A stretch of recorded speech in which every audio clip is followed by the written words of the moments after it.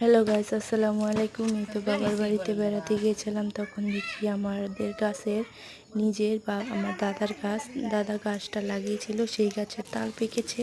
তাই ভাবলাম সেই গাছের তাল দিয়ে তালের পিঠা বানাই।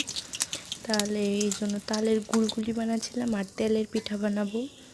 সময় নেই, তার কাছে তাড়াতাড়ি করে আসতে হবে। আর আমাদের হাজব্যান্ডের বাড়ির পাশে নাকি একজন মারা গেছে, সেটা দেখতেও আসতে হবে। আর তেলের পিঠাগুলো অনেক কেকের মতো সফট হয়েছে, গুলগুলিগুলি অনেক মজা হয়েছে। আর আমার এই রেসিপিগুলো তোমাদের কাছে কেমন লাগলো কমেন্ট করে বলে যাবা।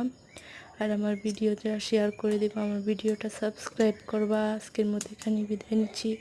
আল্লাহ হাফেজ।